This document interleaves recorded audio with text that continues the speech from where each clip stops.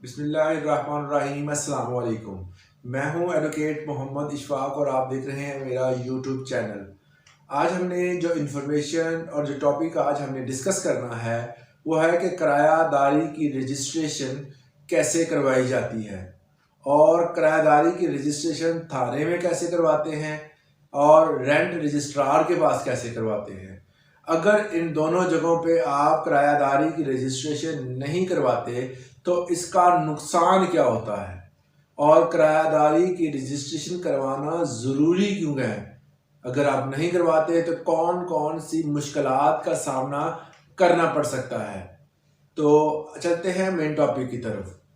The Punjab information of temporary residents act 2015, ये 2015 में एक ऐसा एक्ट बनाया गया था जिसमें कोई भी किरायादार जो है वो कभी भी किसी जगह पर कोई मकान, कोई प्लॉट, कोई जगह किराए पर अगर लेता है तो इन रूल्स को फॉलो करता है और उसके बाद वो अपनी रजिस्ट्रेशन करवाता है। इसमें सेक्शन 3 हमें बताता है कि अगर कोई भी किराएदार किसी जगह पर जाता है और रहता है, रेंट एग्रीमेंट करता है या वहाँ पर रहना स्टार्ट करता है और उसके इवज कोई भी जो उसको तयशुदा रकम होती है वो अदा करता है, तो उसको चाहिए कि मालिक मकान और किरायादार दोनों के दरमियान जो एग्रीमेंट हुआ है, चाहे वो ऑरली हुआ है, उसको रजिस्टर करवाया जाए। पहले ये होता था और पहले में थोड़ा सा फर्क है। मतलब कि अब डिजिटल दौर है, अब जो है वो पुलिस ने अपनी एप्स लॉन्च की हुई हैं। उस एप्स में आप ऑनलाइन उस किराएदार की इंफॉर्मेशन डालते हैं, इससे आपको ये भी पता चल जाता है कि ये बंदा जो है किसी क्राइम में मुलव्वस तो नहीं, और इससे उस बंदे की रजिस्ट्रेशन हो जाती है थाना में। अगर पहले ऐसा होता था कि अभी कुछ जगहों पर अभी भी ऐसा है कि जब किरायादार को रखा जाता है तो उसकी फोटोकॉपी, उसके नाम और उसके शनाख्ती कार्ड की फोटोकॉपी और एक मुतलका फार्म और उसकी फ़ोटो और मालिक की एक फ़ोटो दोनों लगाकर तस्दीक करवाया जाता था थाने में जाकर, और वहाँ से एक तस्दीक शुदा कापी वो अपने पास रख देते थे, ओरिजिनल आपको दे देते थे। और इसी तरह ये प्रोसेस भी है, इसमें आप जब भी इंफॉर्मेशन जो है वो ऑनलाइन अपडेट करते हैं तब आपकी इंफॉर्मेशन जो होती है वो ऑनलाइन जो है सबमिट हो जाती है और उसकी एक कॉपी आप ऑनलाइन निकलवा सकते हैं। आप एक से ज़्यादा कॉपियाँ भी निकलवा सकते हैं, एक किराएदार के लिए और एक अपने लिए, ताकि इंफॉर्मेशन दोनों के पास होना ज़रूरी है। इसके अलावा जब भी कोई प्रॉपर्टी डीलर या मालिक मकान कोई चीज़ रेंट पे देता है, चाहे वो मालिक मकान है, चाहे वो किरायादार है, चाहे वो कोई थर्ड पार्टी है, अगर उसका एग्रीमेंट किसी भी बंदे के साथ होता है, किसी प्लाजे में मकान वगैरह या कोई भी जायदाद का कोई हिस्सा जो है वो आप किसी भी पर्पज़ के लिए देते हैं, तो उसके लिए आपको इंफॉर्मेशन देना लाजमी होता है। अगर आप इंफॉर्मेशन नहीं देते तो पुलिस के पास ये अख्तियार है कि वो आपके खिलाफ एफआईआर भी दर्ज कर सकती है और आपको जुर्माना भी कर सकती है। तो इसीलिए ये इंफॉर्मेशन देना लाजमी होता है।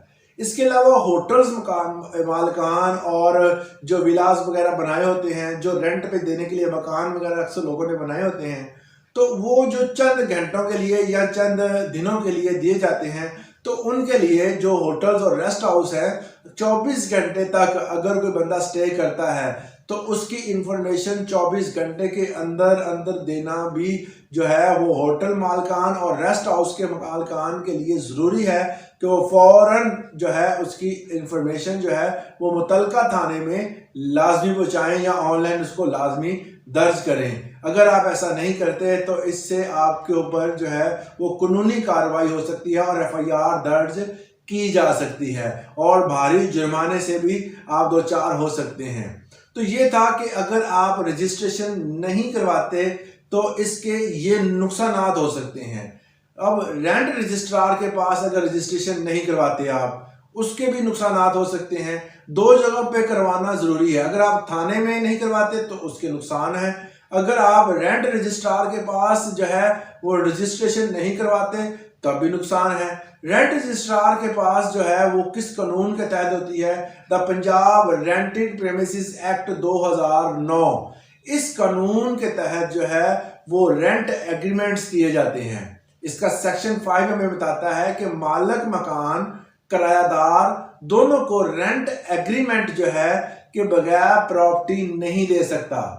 अगर आप किसी को अपनी प्रॉपर्टी, मकान, प्लॉट, कोई जायदाद का हिस्सा, कोई दुकान किसी तरह से दूसरे बंदे को देते हैं तो रेंट एग्रीमेंट जरूरी है। अगर आप रेंट एग्रीमेंट नहीं करवाते तो इससे आपको नुकसान होगा। वो मैं आगे जाकर इसका सेक्शन नंबर 9 में आपको बताऊंगा कि क्या नुकसान होगा। इस तरह रेंट एग्रीमेंट जो है वो सब रजिस्ट्रार के पास अब जब आप जाते हैं तो उसमें जो भी एक फॉर्म दिया जाता है उसमें आपकी बेसिक इंफॉर्मेशन होती है, वो फिल करना लाजमी है। उसके बाद उसमें आपकी जो किराएदार है उसकी इंफॉर्मेशन और जो मालिक मकान है उनकी उसकी इंफॉर्मेशन, दोनों की इंफॉर्मेशन बाकायदा तौर पर एक फॉर्म में लिखी जाती है और उसकी अटैच्ड कॉपी अपने पास रखी जाती है। और एक अटैच्ड कॉपी जो होती है वो मालिक मकान को और उसके साथ ओरिजिनल कॉपी जो होती है वो भी दे दी जाती है। ओरिजिनल जो होती है वो मालिक मकान जो होता है, जो बंदा जो की प्रॉपर्टी का कोई भी प्रॉपर्टी दे रहा है वो अपने पास रखता है। और एक अटैच्ड कॉपी जो होती है सेक्शन 5 के सब सेक्शन 1 के मुताबिक उसको दे देता है।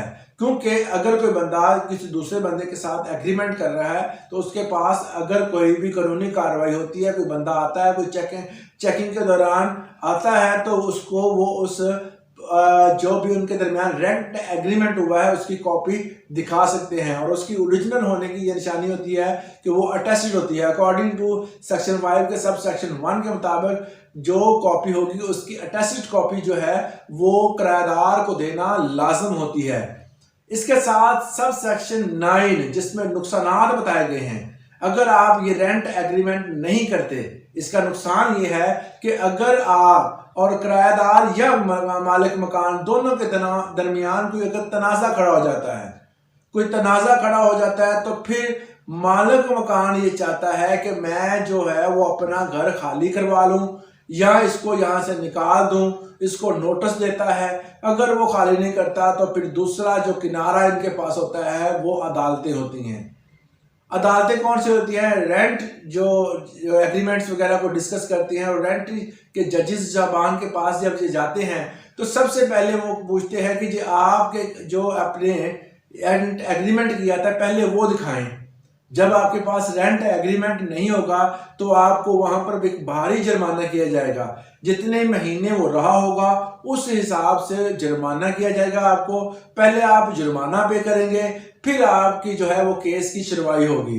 इसी तरह अगर जो किरायादार है अगर वो किराया टाइम पे नहीं दे रहा या कोई भी क्लैश हो गया है या कोई वजह है और वो उसने FIR करवानी है या उसने दरख्वास्त देनी है रेंट जजेस के पास, तो वो जब दरख्वास्त देगा तो उसको भी एक भारी मिकदार में जुर्माने का सामना करना पड़ेगा। क्योंकि वो बंदा जो है उसने भी रेंट एग्रीमेंट के बगैर वहां पर रहाइश अख्तियार की और वहां पर कई अरसे उम्र जो है वहां पर रह रहा है, जिसकी वजह से जब उनके दरमियान कोई इख्तलाफ जन्म लिया तो उसके बाद उसने ये जजेस साहबान के पास आया जो कि रेंट के जो भी मामला है उनको देखते हैं। तो सबसे पहले उसको जुर्माना किया जाएगा, वो जुर्माना अदा करेगा, उसके बाद फिर उसके केस की जो है वो सुनवाई की जाएगी। विदाउट इसके जो है वो किसी भी केस को नहीं सुना जाता, क्योंकि आपके पास कोई बेस ही नहीं है। आपकी FIR अगर दर्ज होती है तब भी आपको नुकसान में है। आपके पास जब आपका कोई तनाज़ा खड़ा होता है उस दौरान वो बंदा आपकी प्रॉपर्टी को खाली नहीं करता तब भी आप नुकसान में हैं। तो इस तरह से दोनों चीज़ों में किराएदारी की रजिस्ट्रेशन ज़रूरी है। अगर आप किराएदारी की रजिस्ट्रेशन नहीं करवाते तो ये तमाम नुकसान का आपको सामना करना पड़ेगा, बल्कि इसका खमियाजा भुगतना पड़ेगा।